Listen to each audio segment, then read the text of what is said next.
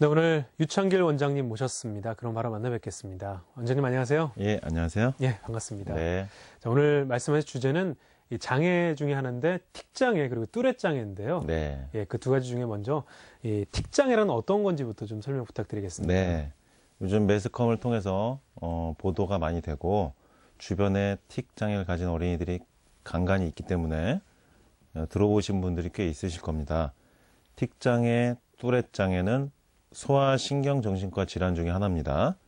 틱 장애란 자신의 의지와 상관없이 신체의 어떤 근육들이 갑작스럽게 또는 반복적으로 불규칙적으로 이렇게 움직이는 거예요.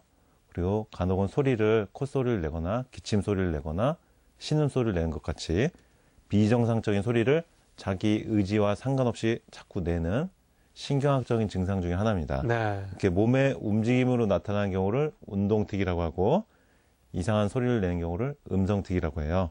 각각 단순형과 복합형으로 구분합니다. 증상은 이제 매우 다양한데 눈을 이렇게 깜빡거리는 경우가 있어요. 어린이들 네. 중에 눈을 자꾸 깜빡거려요. 이렇게. 그리고 눈을요 좌우로 이렇게 돌리는 증상이 있어요. 그 개그맨, 그 중년 개그맨 유명하신 분 중에서 눈 잘 돌리신 분이 있죠? 네. 그렇게 의지를 가지고 돌리는 게 아니고 본인 그냥 의지와 상관없이 눈이 자꾸 돌리는 거예요. 좌우로 이렇게 불안하게. 그리고 코를 이렇게 찡긋거리는 어린이들이 있습니다. 그 다음에 킁킁 이렇게 소리를 내는 경우 있어요. 그리고 입을 이렇게 자꾸 실룩거리는 경우도 있고 네. 심지어는 욕을 하는 경우가 있어요. 자기 어허. 엄마 아빠한테까지도. 그리고 신음소리를 심하게 냅니다. 이렇게 신음소리를 내고 헛기침처럼 이렇게 반복적으로 소리를 내고요. 이렇게 이상한 소리를 자꾸 내게 돼요. 옆에서 부모님들이 보면요. 정말 마음이 아프죠. 네. 아기가 자기 자식이 그런 걸 보면은 정말 마음이 크게 정말 상처가 큰데 이게 목을 이렇게 돌리는 경우도 있어요. 어린이들 중에서. 그리고 한쪽으로만 이렇게 자꾸 이렇게 돌아가는 경우도 있고요. 그 다음에 어깨를 이렇게 막 으쓱으쓱하는 경우도 있고, 팔을 이렇게 흔드는 경우도 있고, 자꾸 드는 경우도 있고, 손목을 이렇게 자꾸 이렇게 돌리는 경우도 있고, 주먹을 자꾸 꽉 쥐는 경우도 있습니다. 이렇게 여러 가지 증상들이 있는데, 심하면 몸을 이렇게 꺾어요. 전체적으로. 어허. 전신이 이렇게 허리가 활 휘어지듯이 휘는 어린이들도 있고, 팔을 심하게 전신을 팔다리 흔들거나, 여러 가지 증상들이 나옵니다. 이렇게 다양한 증상들이 나오는데 한 부위만 국한되는 게 아니고 얼굴, 목에서부터 팔, 몸통까지 이동하면서 나타나기도 하고 전신으로 나타나기도 하는 거예요. 이게 잘 치료가 안 되는 겁니다. 네. 네. 자, 이렇게 틱장애와 함께 알아볼 게 또 뚜렛장애인데요. 예. 뚜렛장애는 어떤 겁니까? 이제 뚜렛 장애라는 것은 음성틱과 운동틱이 동시에 나타나면서 1년 이상 지속되는 경우, 그러니까 심한 틱 증상이 있을 때 뚜렛 장애, 뚜렛 증후군 이렇게 말합니다. 쉽게 말하자면 틱이 심한 거예요.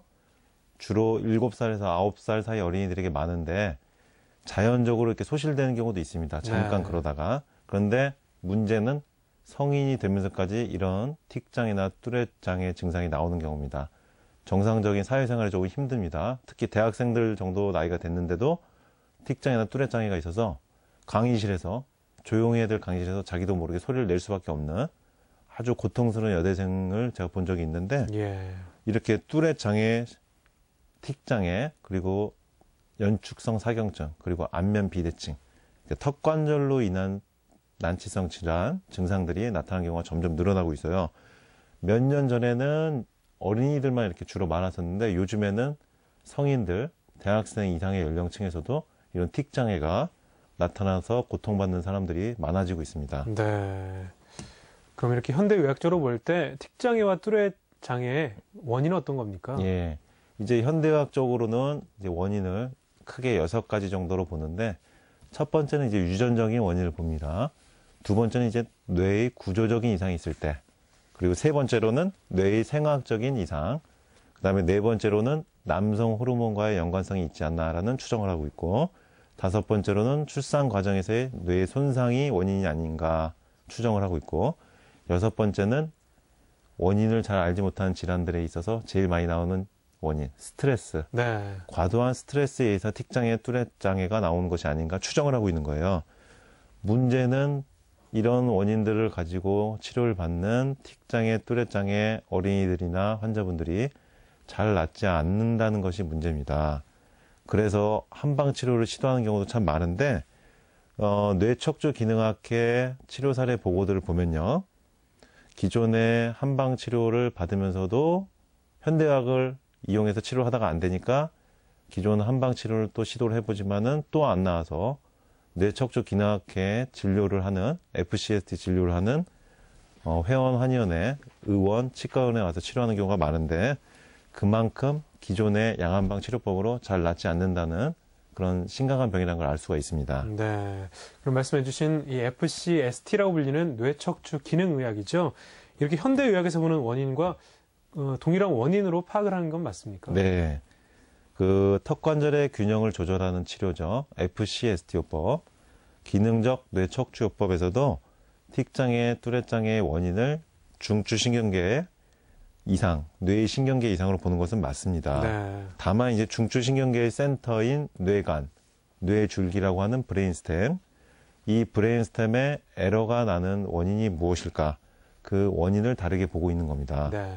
서양학에서는 아까 말씀드린 6가지 원인으로 인해서 나타난 것으로 추정을 하는 건데 왜 틱장애, 뚜렛장애의 그런 증상들, 음성틱이나 운동틱 증상들이 나오는가에 대해서는 뚜렷한 결론을 내리지 못하고 있는 겁니다. 네.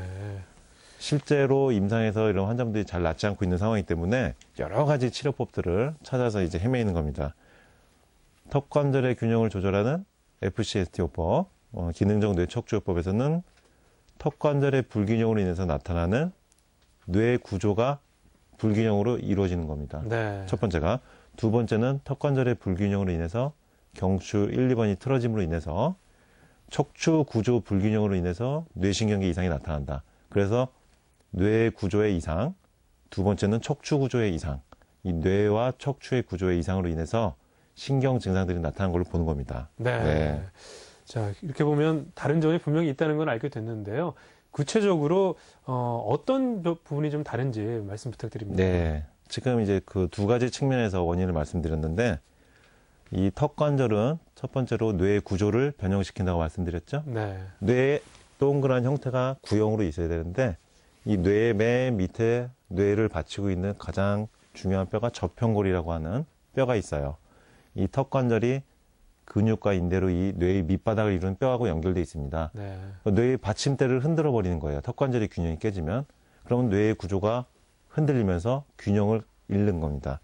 그렇게 되면 이 저평골 안에서 분지대에서 나가는 뇌의 신경계 증상들이 시스템 에러가 나는 거예요.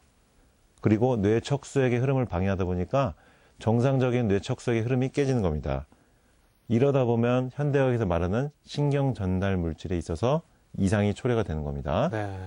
요거를 한의학적으로 해석하면 경락체계의 신호전달 시스템에 에러가 생기는 겁니다. 그러다 보면 뇌에서 간섭파, 이상 신호가 발생하는 거예요. 그러다가 틱장애, 뚜렛장애가 나타난 겁니다. 네. 그다음 두 번째 말씀드린 턱관절의 불균형으로 인해서 척추 구조에 이상이 생기는 겁니다. 턱관절의 균형이 깨지면은 경추 1, 2번에 비틀림이 유발되고 경추 1, 2번이 비틀려지면은 뇌로 유입되는 뇌 혈류량이 줄어들고 뇌척수액의 통로를 막는 겁니다. 그러다 보면 뇌하고 몸통의 연결고리가 막히니까 순환체계가 깨지는 거예요. 네. 그러면은 뇌로 혈액 공급이 안 되니까 뇌는 충분한 에너지 공급을 받지 못하고 그러면 뇌는 충분한 기능을 발휘하지 못하고 정상적인 신호 전달 체계가 깨지는 겁니다. 그리고 1번, 2번 목뼈가 비틀어지면은 뇌로 연결되는 큰 구멍, 대후두공의 통로가 좁아지면서 혈액 공급이 안 되고 그 다음에 뇌 신경계의 이상 증상을 결국은 유발하는 거예요. 더군다나 제일 중요한 것은 뇌 가운데 있는 뇌 줄기, 브레인스템이라고 불리우는 뇌에서 가장 중요한 부위는 상부경추 1, 2번에서 나오는 척수신경과 연결되는 신경줄기가 있어요. 네. 좀 어려운데 지금 제가 말씀드린 게 쉽게 말씀드리면은 목뼈에서 연결돼서 뇌로 연결될 때 그 척수신경에 차단이 된다는 거예요. 전달이 잘 안 되고 그러다 보면 뇌에서 간섭파가 생기고 이상신호가 생기다 보니까 뇌 신경계의 이상으로 나타나는 틱장애나 뚜렛장애가 팔다리로도 나타나고 머리도 나타나는 겁니다. 네. 이게 좀 어려운데 쉽게 이해하시면 되겠습니다. 네. 말씀하신 대로 뭐 의학적인 용어이다 보니까 이해는 쉽게 되지는 않지만 결국은 이 턱관절 불균형 때문에 이런 증상이 나타난다는 말씀이시죠? 네네. 네. 그러니까 정리하면은 쉽게 그냥 두 가지로 정리하시면 됩니다. 턱관절의 불균형으로 인해서 뇌의 밑바닥을 받치고 있는 저편결의 균형이 깨지니까 뇌의 구조가 비틀리는 거고, 두 번째는 턱관절하고 경추 1, 2번이 같이 움직이는데 턱관절의 불균형이 경추 1, 2번을 비틀리게 해서 척추 구조도 불균형을 일으키게 해서 신경 증상이 나타난다. 이렇게 네. 보시면 되겠습니다. 이 턱관절의 균형을 조절하는 치료 FCST 요법에서는 뚜렷장애, 틱장애 말고도 각종 뇌 신경세포 손상 질환들을 같은 원리를 보고 치료를 합니다. 그런데 다 치료가 아주 효과적으로 잘 이루어지고 있어요. 그런데 이게 다 현대학적으로는 불치병, 난치병으로 속한 질환들입니다. 치매라든지 알츠하이머, 파킨슨병, 연축성 사경증, 그다음에 3차 신경통, 그다음에 제가 그동안 쭉 말씀드린 류마티스 질환, 섬유근통 증후군 등 현대학에서는 불치병, 난치병으로 속하는 질환들인데, 뇌와 척추의 구조를 정상화시키기 때문에 인체의 정보 전달 시스템을 올바르게 통제해 주니까 각종 난치병들이 낫는 겁니다. 네. 네.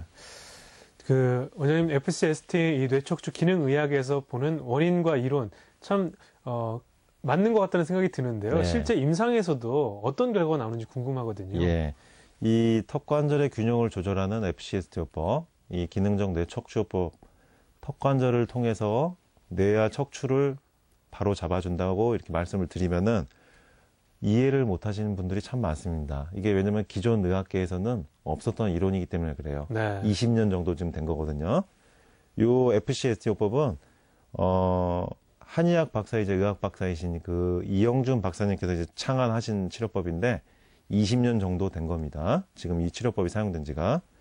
현재 차의과대학교 대학원에서 7년째 강의가 실제로 이루어지는 대학원 과목이에요. 네. 의과대학에서 인정을 받고 있는 겁니다. 이 치료법이.